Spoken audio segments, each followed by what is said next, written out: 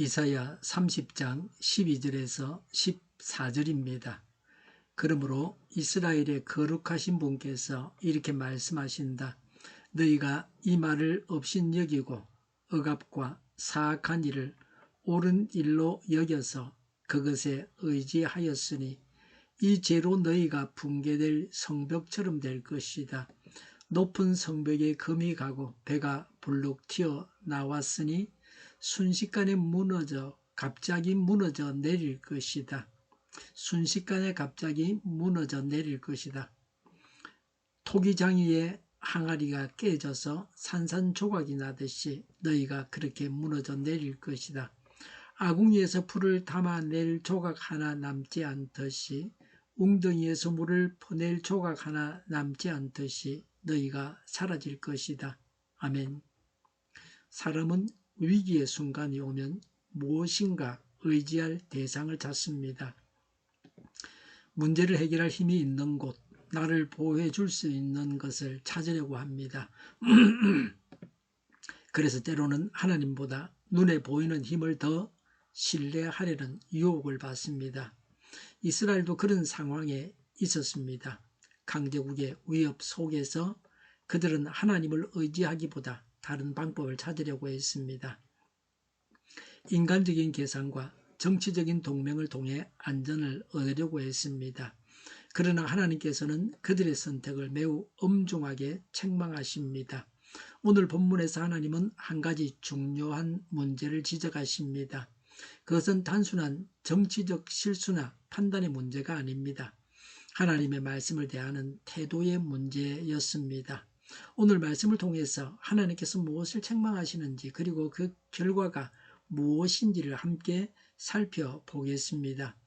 이스라엘에 대한 하나님의 응답입니다. 12절에 그러므로 이스라엘의 거룩하신 분께서 이렇게 말씀하신다고 했습니다. 우리가 정신을 차리고 하나님의 말씀을 들어야 합니다. 이스라엘이 한 일을 하나님은 이렇게 말씀하십니다. 이스라엘의 죄를 지적하십니다. 12절에 너희가 이 말을 업신여기고 라고 했습니다. 하나님의 말씀을 업신여겼습니다. 의사가 죽는다고 해도 그 말을 믿지 않는 것처럼 하나님 말씀을 무시했습니다. 하나님을 업신여긴 결과가 어떤 것인지를 다 경험하게 됩니다.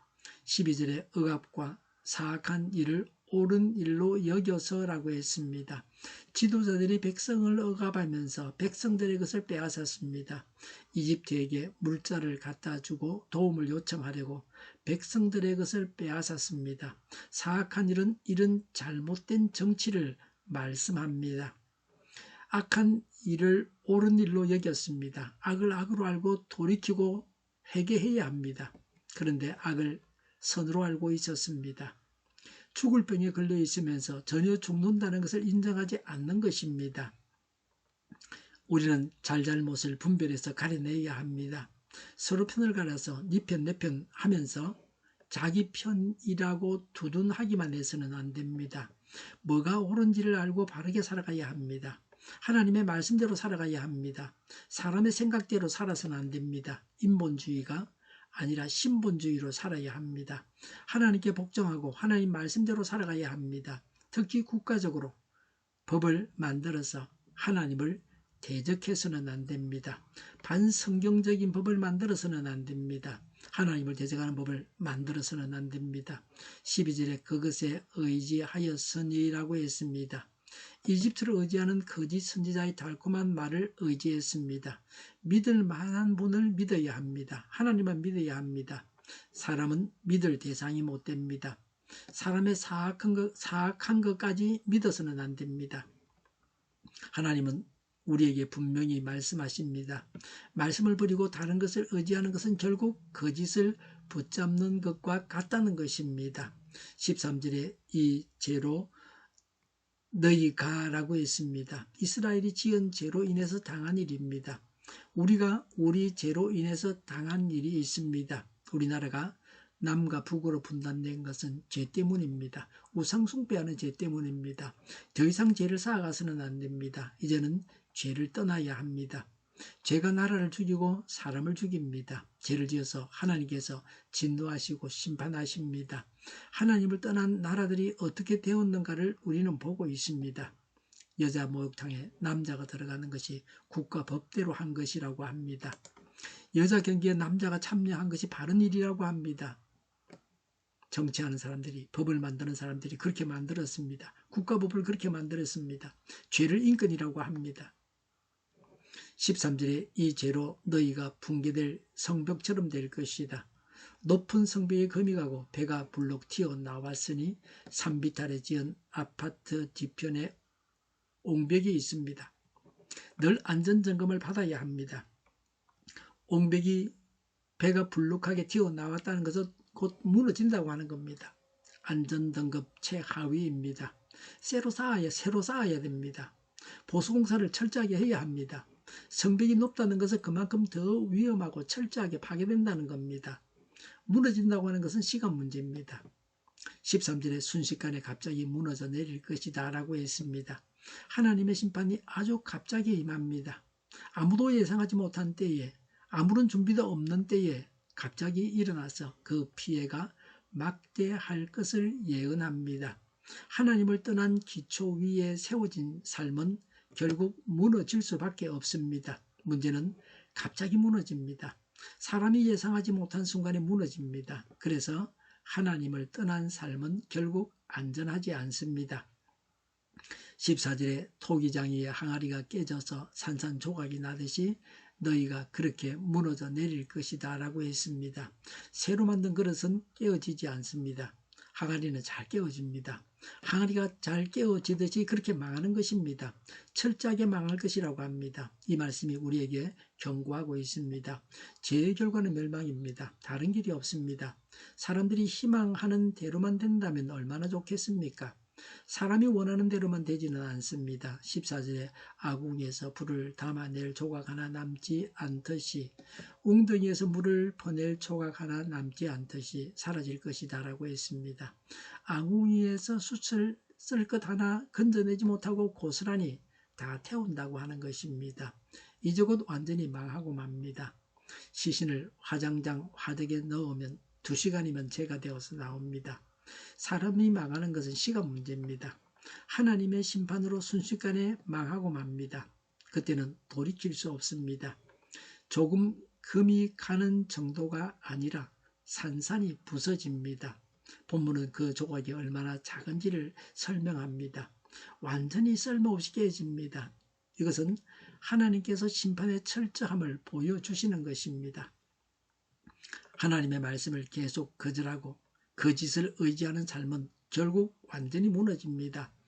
하나님은 우리에게 이 말씀을 통해 경고하십니다. 하나님 말씀을 가볍게 여기지 말라는 겁니다. 하나님보다 다른 것을 의지하지 말라는 겁니다. 오늘 말씀은 매우 엄중한 경고입니다. 하나님의 말씀을 업신여기고 인간적인 방법과 거짓을 의지하는 삶은 결국 무너질 수밖에 없습니다. 예수님을 믿으라고 할 때에 회개하고 믿어야 합니다. 하나님의 말씀대로 살라고 근면할 때가 좋을 때입니다. 매질하실 때가 좋을 때입니다. 이런 신앙은 하나님께서 위로하시고 격려하시고 현세적인 복을 주실 때는 좋아합니다. 그러나 성숙한 신앙은 하나님께서 책망하시고 회개하라고 하시고 심판을 선언하실 때에 그 말씀을 달게 받고 회개합니다. 그런 말씀을 주신 것을 감사합니다. 그래서 심판받지 않고 살게 됩니다. 다윗이 바로 그런 인물입니다. 보통 왕들은 예언자가 책망하면 싫어합니다. 죽이기도 합니다.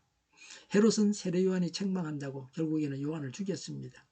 세상의 악인들은 듣기 싫은 소리를 한다고 하나님께서 보내신 선지자를 죽입니다. 다윗은 압살롬의 난을 피해서 도망갈 때에 시므이가 다윗에게 욕을 해서 억울하게 해도 하나님께서 그를 통해서 나를 욕되게 한다고 했습니다. 다윗의 부하들이 시므이를 죽이겠다고 해도 말렸습니다. 인간이 악한 마음으로 듣기 싫은 소리를 해도 하나님의 사람은 그 말을 달게 듣고 자신의 죄를 깨닫고 회개합니다. 우리는 항상 하나님께서 나에게 무슨 말씀을 하시든지 아멘으로 받겠다는 마음을 가지고 있어야 합니다. 그리고 하나님 향해서 열린 마음을 가지는 것이 복입니다. 하나님은 우리에게 말씀하십니다. 말씀을 붙들고 하나님을 의지하는 삶을 살라는 것입니다. 기도하겠습니다. 오늘 말씀을 통해 우리에게 경고를 주셔서 감사합니다. 저희가 하나님 말씀보다 세상의 방법을 더 의지한 것을 용서하여 주옵소서. 저희 마음속에 있는 인간적인 계산과 교만을 내려놓게 하여 주시옵소서. 하나님의 말씀을 가볍게 여기지 않게 하시고 말씀을 신뢰하며 살아가는 믿음의 사람들이 되게 하여 주시옵소서. 눈에 보이는 힘이 아니라 하나님을 의지하게 하시고 우리의 삶이 말씀 위에 굳게 서게 하여 주옵소서. 그래서 어떤 상황 속에서도 흔들리지 않고 하나님을 믿는 믿음으로 살게 하여 주옵소서. 회개하고 구원받게 하옵소서. 회개하여 용서받는 복을 누리게 하옵소서. 온 세상에 교회 단합법이 없어지게 하여 주시옵소서. 저희를 불쌍히 여겨 주옵소서. 저희를 악에서 구하옵소서. 하나님의 뜻이 이 땅에서 이루어지게 하여 주시옵소서. 저희의 간구 응답하여 주옵소서. 기도하기를 쉬지 않게 하옵소서. 저희의 필요를 채워 주시옵소서. 오늘도 차고 넘치는 복된 삶을 살게 하옵소서. 감사와 찬양을 하나님께 돌려드리며 예수님의 이름으로 기도드립니다. 아멘.